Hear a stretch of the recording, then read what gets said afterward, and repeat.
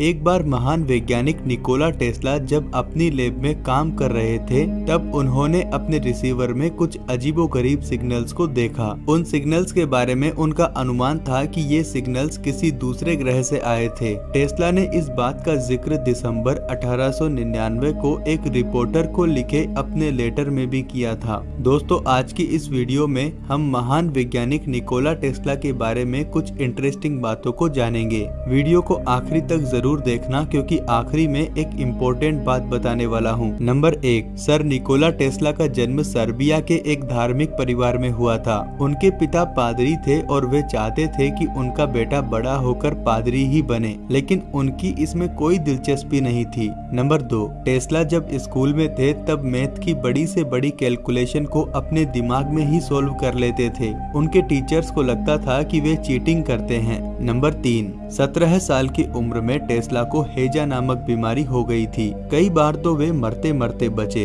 लगभग 8 से 9 महीने तक वे बिस्तर पर ही पड़े रहे। उनकी नाजुक हालत देखकर उनके पिताजी, जो कि उन्हें पादरी बनाना चाहते थे, उन्होंने टेस्ला से वादा किया इस बीमारी से ठीक होते ही उनका बेस्ट इंजीनियरिंग स्कूल में एडमिशन करवा देंगे। कुछ दिनों बाद टेस्ला ठीक हो गए और उनको इंजीनियरिंग स्कूल में एडमिशन मिल गया। नंबर 4, जब दुनिया संचार के बारे में सोच भी नहीं रही थी तब टेस्ला वायरलेस कम्युनिकेशन के बारे में बात किया करते थे। वायरलेस टेक्नोलॉजी से जुड़ी उनकी डिस्कवरीज के कारण ही आज हमारे पास स्मार्टफोन है और हम घर बैठे बैठे कई सारे काम कर सकते हैं। नंबर 5, आज हम रोजमर्रा की जिंदगी में जिस बिजली का उपयोग करते हैं उसका क्रेडिट टेस्ला को ही जाता है। टेस्ला ने अल्टरनेटिंग करंट सिस्टम को दुनिया के सामने रखा, लेकिन एक अमेरिकी वैज्ञानिक थॉमस एडिसन ने इस बात का विरोध किया और अपने इन्वेंशन डायरेक्ट करंट सिस्टम के बारे में दुनिया को बताया। लेकिन आगे चलकर सर निकोला टेस्ला का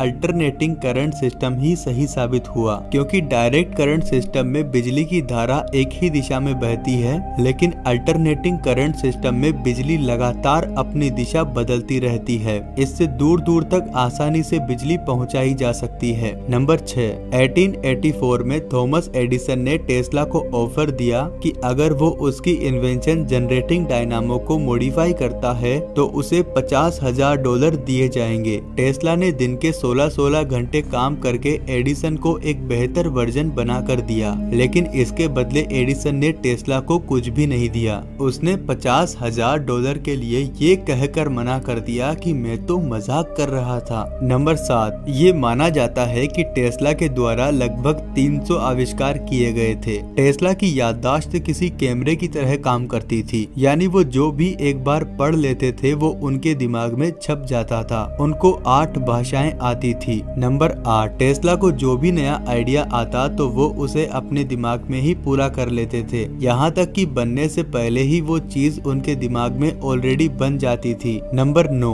बचपन में टेस्ला को अपनी जिंदगी में घट चुकी घटनाएं किसी फिल्म की तरह दिखाई देती थी। नंबर 10, टेस्ला ने कभी शादी नहीं की। वे कहते थे कि उनका ब्रह्मचर्य उनकी वैज्ञानिक उपलब्धियों में उनका मददगार रहा है। वे ये भी कहते थे कि शादी ना करके उन्होंने साइंस के लिए एक त्याग किया है। 1896 में एक बार उनकी मुलाकात स्वामी विवेकानंद से हुई थी। सर निकोला टेस्ला एक महान वैज्ञानिक थे। उन्होंने बड़े बड़े आविष्कार किए, लेकिन कभी उन्हें उनके पूरे काम का क्रेडिट नहीं मिला। अब वीडियो के आखिरी में सबसे इम्पोर्टेंट बात ये है कि sir Nikola Tesla nature lover थे। वे पक्षियों को दाना डालते थे और मैं तो कहता हूँ कि हम सभी को नेचर से प्यार करना चाहिए और पेड़ पौधे लगाने चाहिए। तो दोस्तों, आज की इस वीडियो में बस इतना ही। वीडियो को अपने दोस्तों के साथ शेयर जरूर करें, क्योंकि आपके एक शेयर करने से हमें अगला वीडियो बनाने में मोटिवेशन मिलता है। धन्यवाद।